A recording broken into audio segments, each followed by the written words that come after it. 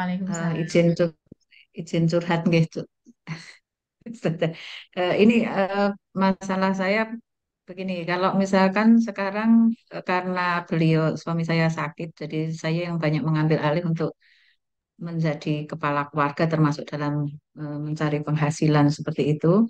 Terus terang kadang-kadang itu timbul gerundelan ya dengan satu dan lain sebab karena mungkin sudah kecapean di kantor dan lain sebagainya.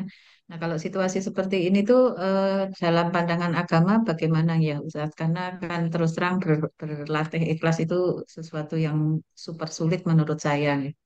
Apakah ini akan membuat dosa untuk kita atau setidak-tidaknya apa yang kita lakukan menjadi tidak berpahala itu yang pertama. Kemudian yang kedua, kalau kita punya penghasilan sendiri, apakah untuk keperluan semacam sedekah, zakat, atau untuk keperluan yang ada kaitannya dengan ibadah itu juga tetap harus meminta izin suami dulu. Itu aja Ustaz. Ngaten. Oh, nggih, Bu. Masya Allah ya. Barakallahu fikum Ibu atas pertanyaannya luar biasa nggih. Ini jadi ketika keluarga kita sedang diuji dengan sakit ya, terutama pasangan kita itu sebenarnya adalah ladang pahala yang dikirimkan oleh Allah kepada kita ya. Tapi ya tergantung bagaimana sikap kita tadi kan. Kalau dengan itu kita justru akan ter melakukan hal-hal yang negatif ya, itu menjadi musibah buat kita. Tapi kalau kita menjalannya dengan ridho, ikhlas dan sebagainya itu adalah ujian yang akan meningkatkan derajat kita di mata Allah Subhanahu wa taala. Tapi ngapunten ya, tidak menafikan juga bahwa manusia itu ada sisi manusiawinya ya. Maksudnya bagaimana? Ya, kadangkala kita merasa lelah itu wajar, kita merasa capek itu wajar. Nah, tapi insya Allah ibu-ibu tadi yang sudah kita sampaikan ya, kalau saat kita capek, lelah ya, insya Allah kalau kita berzikir kepada Allah ya, terutama apa yang paling disukai oleh Allah istighfar itu insya Allah lelah kita akan berubah menjadi pahala.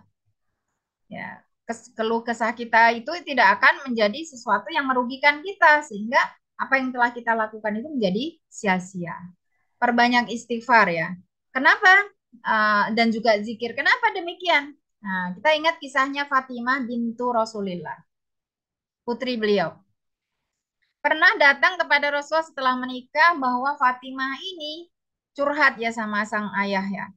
Capek sekali, saya harus menggiling gandum, saya juga harus ngurusi kudanya Ali, ini dan itu begitu ya. Sampai-sampai Fatimah ini meminta kepada ayahanda untuk diberikan asisten rumah tangga ibu-ibu ya. Nah, Masya Allah ya. Nah, itu putri Nabi aja begitu begitu ya. Nah, tapi oleh Rasulullah tidak diberikan asisten itu. Tidak dikasih pembantu.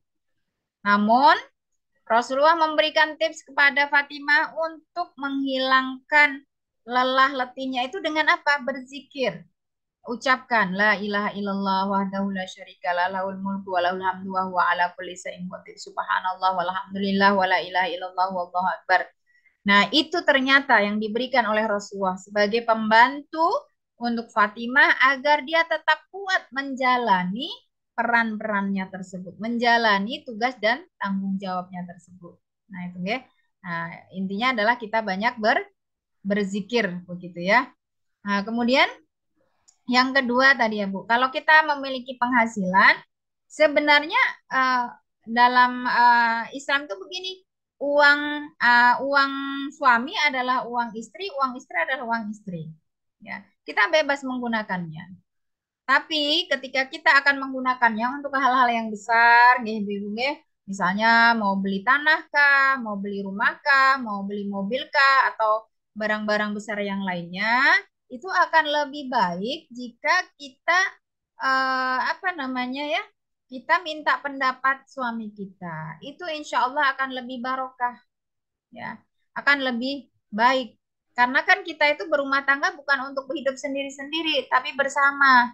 Ya, jadi ditareni ya suaminya bagaimana, pendapatnya bagaimana. Karena bisa jadi loh, kalau nanti ada masalah kita bisa menyeret suami juga.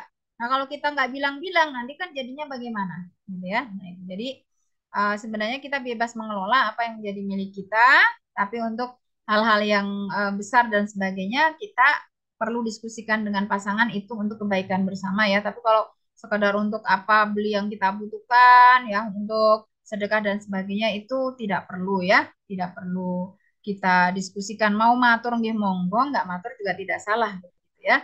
Gitu. Tapi untuk hal-hal yang besar ya sebaiknya didiskusikan bersama untuk kebaikan bersama.